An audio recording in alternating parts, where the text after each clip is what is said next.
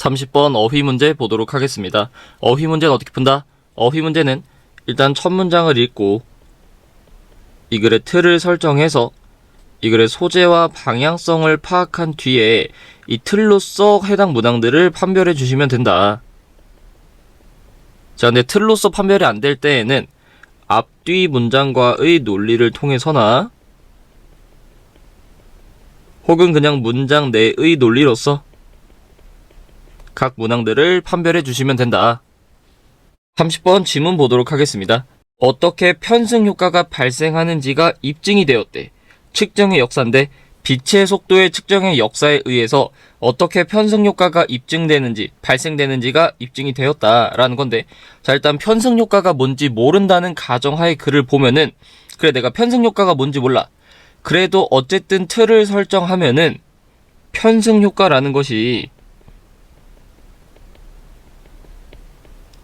뭐에 의해서 입증이 된대?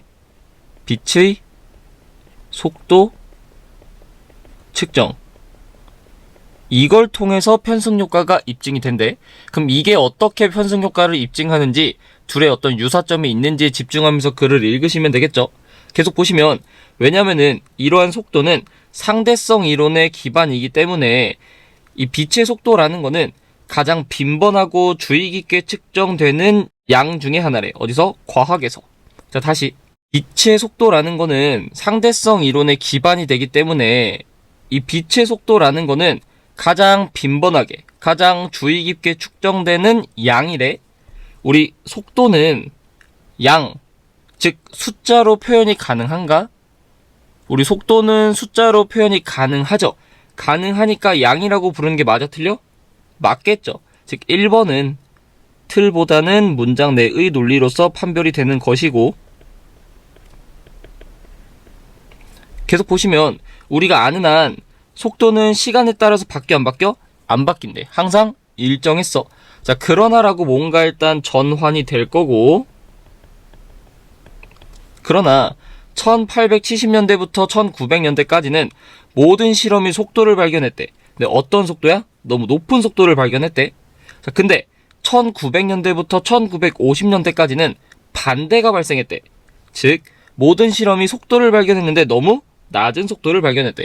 잠깐만, 앞에서 뭐라 그랬어? 너무 높은 속도가 나왔대. 뒤에서 뭐라 그랬어? 이번에 너무 낮은 속도가 나왔대. 두 개가 정확하게 어떤 상황이야? 반대되는 상황이네. 그럼 2번도 맞는 말이 되겠죠. 그럼 2번은 결국 뭐랑? 앞문장을 통해서 판별이 되는 거였네. 앞에서 너무 높다고 했으니까 뒤에서 반대야 너무 낮아라고 하는 게 맞네. 자, 그리고 우리 빛의 속도를 측정하는 것과 관련된 내용이 나오고 있으니 그를 이해해 보면은 지금 어떤 얘기하고 있어? 원래 속도는 일정하대. 근데 몇 년도 혹은 몇 년대에 측정했는지에 따라서 속도가 어떻대? 다르대.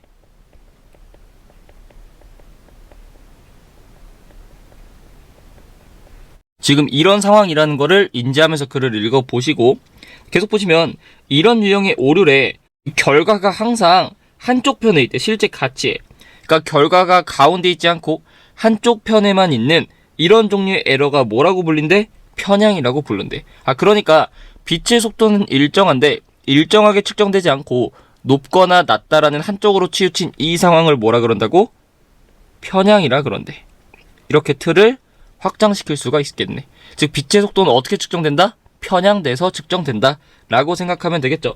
계속 보시면 아마도 발생한데, 그것은 시간이 지남에 따라서 실험자들이 잠재의식적으로 그들의 결과를 조정하기 때문이야. 뭐하도록? 부합하도록 그들이 발견하고자 기대했던 것에. 잠깐만, 그들이 발견하고자 원했던 것에다가 결과를 맞춘대. 다시, 내가 찾길 원했던 결과에 내가 결과를 조정한대.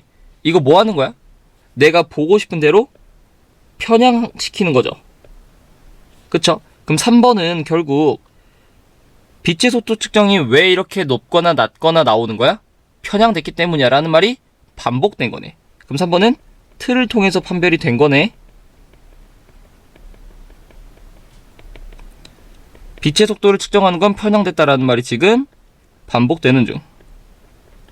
하나 더 보시면은 만약에 결과가 맞아. 그들이 생각하고 예상한 거에 맞으면 유지한대. 결과가 그들이 생각한 거에 맞지 않으면은 그거 버린대. 이거 뭐야?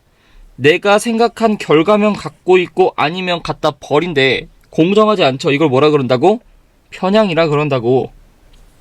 또 보시면 그들은 의도적으로 불정직한 게 아니래. 단지 영향받은 거래. 뭐에 의해서? 통념에 의해서. 자, 그러니까 얘네가 의도적으로 그렇게 하는 건 아니야. 일부러 노리고서 이렇게 편향된 결과를 내보내는 게 아니라 뭐에 의해서? 통념에 의해서 영향받은 거래. 우리 통념은 뭐야? 내가 믿고 있는 어떤 신념이나 가치 같은 거라 생각하면은, 그러니까 내가 믿고 있는 신념에 의해서 영향을 받았대. 내가 원래 기대하고 있던 실험의 결과에 의해서 영향을 받았대. 이거 그냥 앞문장이 반복된, 즉 뭐 됐다는 거야? 그냥 편향됐다라는 거죠. 즉 4번도 뭘로써? 틀로써 판별이 되는, 과학자들이 지금 어떤 상태다? 편향된 상태다라는 게 반복이 된 거네. 자, 마지막 보시면 패턴이 오로지 바뀐데 언제? 누군가가 용기가 부족한 거야.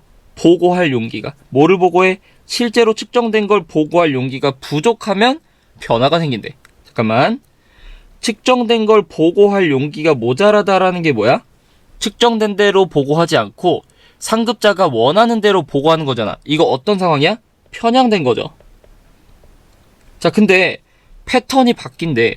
패턴이 바뀐다라는 얘기는 결국 뭘 말하고 싶은 거야? 편향되지 않는다를 얘기하는 거 아니야? 즉 패턴은 오로지 바뀐다는 뭐랑 같은 말이야? 편향되지 않을 수 있다라는 거야. 언제?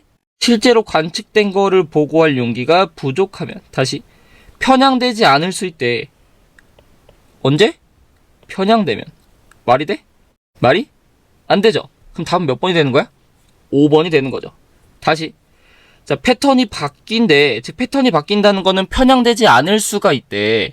어떻게 하면 편향되지 않을 수 있나 보니까 진실을 보고할 용기가 모자라면 편향되지 않을 수 있대. 진실을 보고할 용기가 모자라면 뭐 되는 거야?